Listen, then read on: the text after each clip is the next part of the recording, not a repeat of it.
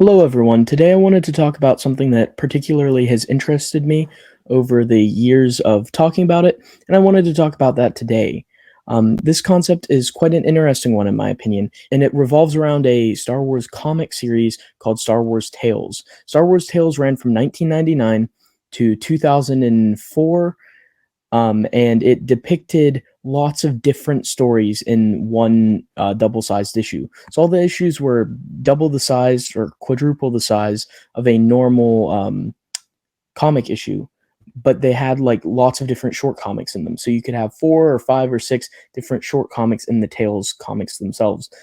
What's interesting and unfortunate about them is a lot of these stories are considered infinities and non-canon because they're kind of ridiculous, kind of silly, kind of weird. So it's was kind of left up to the fans to determine what uh, stories are not infinities, because a couple of these stories are not infinities, are not considered infinities. But again, it's difficult because they never gave us the definitive answer. They gave us hints on how their canonicity policy is in regards to Star Wars Tales, but there's still this gray area where it's up to the fans to decide. So in this series, I'm going to go through every single issue of Star Wars Tales and break down every single short comic and give you my opinion on what I think is certified EU canon, what I think is non-canon infinities, because there was a mix of non-canon stories and canon stories to the expanded universe within this comic series from 1999 to 2005. Now, Tales is kind of infamous for being bad, a mixed bag, like the quality, not great. And reading through all of these Tales issues, as I have started to do, is not a treat. I will say that much. Um, there are some gems there. Now, this is what we do know in regards to Tales canon policies within the EU. We know that stories that were referenced in other EU sources were considered to be expanded universe canon. An example of this is a short comic that was originally branded as Infinities called Nameless, which was in one of the Star Wars Tales issues, but the complete encyclopedia referenced events from that story, thereby making it official EU canon. Secondly, stories that were considered that were outrageous or comedic intentionally was considered to be non-canon. So if it's ludicrous, silly, stupid, and intentionally done for comedy, that was generally considered to be non-canon. So if it's silly, stupid, contradicts stuff, retells stuff that lines up with discrepancies with other material, that was firmly considered non-canon. And then, as I've already covered, stories that were referenced in other EU sources were considered canon. But then there's a gray area where there are certain stories in here that aren't comedic, but aren't referenced elsewhere. And this is where I will be having to make a determination on if I think it can be part of the EU or if I think it is not part of the EU, right? So that's where this series is going to try to go by what Lucasfilm and Leland Chi did tell us in regards to the policies regarding Tales, but at the same time, we'll have to make some decisions for ourselves, okay? So keep that in mind. Now, keep in mind there are 4 stories here in this first inaugural issue. Now, keep in mind the third story is broken up into a part 1 and a part 2. So I won't be talking about part 2 when it appears in another issue. I'm going to talk about it now.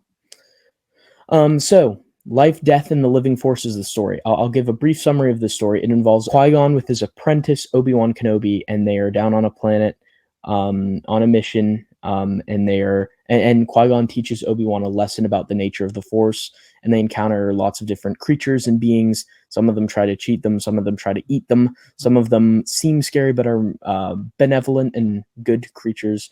So Obi-Wan has a lot to learn here. First to note here is this story has elements that are referenced elsewhere in the EU. An example of this is the Magonite, which is referenced in Clone Wars Secret Missions and the Complete Encyclopedia, and retroactively Big Giz from Dark Empire and from some other Tales comics has been confirmed to be a Magonite himself. So the Maga Knights are referenced elsewhere in the EU, and this was their first appearance here. Also, the Cylon, which is a creature introduced here in this comic, was referenced again in the Complete Encyclopedia and in the Knights of the Old Republic campaign guide from Wizards of the Coast. So those elements from the story are referenced elsewhere in the EU. That's a good sign for this story. Secondly, it was not intended to be comedic or outrageous. This story is completely serious and focuses on a really nice lesson here. It's very reminiscent of Jedi Apprentice, and it's nice to have another story like that. I actually enjoyed this one a little bit. This one, it fools you because you read this one and you're like, are Tales really that bad? Trust me, they are that bad. They get pretty bad later. But, this story is pretty enjoyable, and it's not intended to be comedic or outrageous. It's meant to convey a serious story. So my opinion, certified EU canon. I believe Life, Death, and the Living Force is completely, undeniably expanded universe canon for the reasons I've outlined. Moving on to the second story, Mara Jade, A Night on the Town. This depicts Mara Jade doing some awesome, typical Mara Jade stuff, being just super cool and kicking some butt. That's what she does in this story. The story is referenced elsewhere in the EU with the characters of Jitsa and Barkale, who are from this story, being referenced in the Complete Star Wars Encyclopedia. So there's a reference to this story elsewhere in the EU. This story makes references to the EU as Yasun Asard is mentioned in this comic. So that gives it further reason for it being EU, because not only is it referenced in further EU sources, but this mentions already established EU. Two good things that support it, right? It's not intended to be comedic or outrageous at all. This is a completely serious story about Mara Jade just kicking some butt and being cool. This story fits nicely before the Mara Jade by the Emperor's Hand comic as well, like in a graphic novel or something like that. This is a nice, fun story to read, in my opinion. So my opinion, certified EU canon. For the reasons that I've outlined, this story seems EU canon to me. It's another good story. I enjoy Mara Jade, A Night on the Town. Thirdly is Extinction. And this is part 1 of Extinction. Part 2 is included in a later issue, but I'm going to talk about it now. It's referenced elsewhere in the EU. The duel on Kofragen 5, which is depicted in this story, is referenced in the New Essential Chronology, one of the Guide to Characters guidebooks, the Complete Encyclopedia, and I think it's also mentioned in the Essential Guide to Force by Ryder Wyndham. To the Force by Ryder Wyndham. So it's referenced in several guidebooks, which definitely supports it being EU canon. And it makes references to the EU. So in addition to it appearing in later EU sources, Mara Jade actually appears in this story, and Anya Kuro, aka the Dark Woman. This is actually her first appearance, but we would go on to see her numerous times in Republic. So it makes references to the wider EU, with Mara Jade being in this story at the beginning as a rival to Darth Vader. That was really cool. Again, I like this story. I think this story is really great. It was not intended to be comedic or outrageous. This is completely serious. Some of the dialogue is pretty hard-hitting. The art is absolutely phenomenal. This is a really, really good story, in my opinion, and it is definitely not intended to be comedic or outrageous. So my opinion, certified EU canon. Apologies to the Dark Woman fans who maybe hope this was non-canon so that she could, survive. And the fourth story, a notorious story, Skippy the Jedi Droid.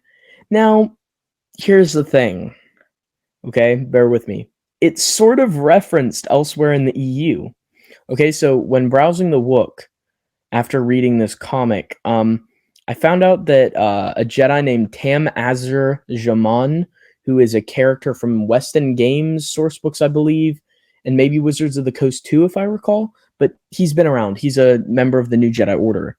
So there is a hyperspace website article called Droids, Technology, and the Force, where it's basically an in-universe writing by the Jedi Tam Azur Jaman, where he talks about how some Jedi can, some technology can develop force sensitivity, and he talks about like the Iron Knights, right? That's a great EU connection.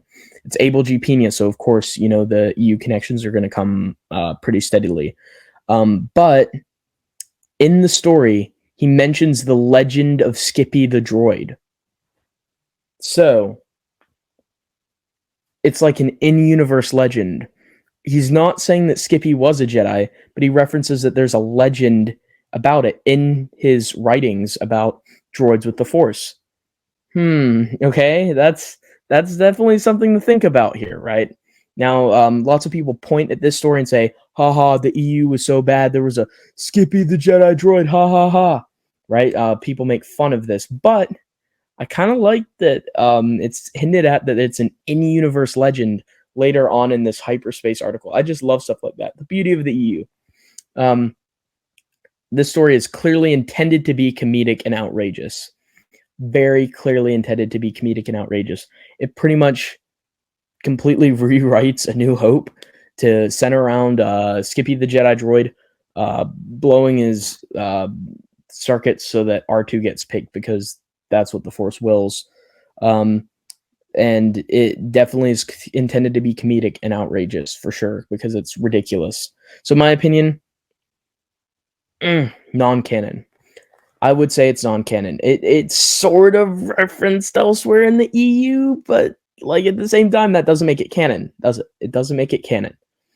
It just means that there's a legend that there was a Jedi with Force sensitivity named Skippy the Jedi droid. That's a legend in universe. The events of the story, non-canon. Just based on it that it's intended to be comedic and outrageous. So there you have it. A video where I break down Tales issue number 1 and talk about which stories from the issue are considered EU canon and which are considered infinities or non-canon. I hope this is helpful for people who want to read Star Wars Tales and are like, this is garbage. Why is this so stupid and silly? This can explain which ones are non-canon, which ones are canon, and also if you're thinking of reading Tales, this can show you which ones are worthwhile, because I will be giving my thoughts on which ones I think are good, which ones I think are fun to read, while also telling you which ones are part of the EU canon that you should read, and which are worth skipping. So hopefully this is an important resource. I'm going to be going through all of these.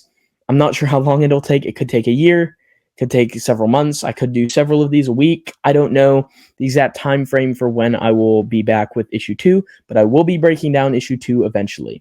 So I hope this was helpful, and I hope I was able to ease some of your concerns about the Star Wars Tales comic, if those were concerns anyone had. In this first video where I talked about Tales issue number 1 and which stories in it were EU canon and which were infinities. And so far we've decided 3 EU canon stories in issue 1, 1 non-canon infinity story in issue 1. Thank you for watching, and hope you enjoyed the video, and see you next time.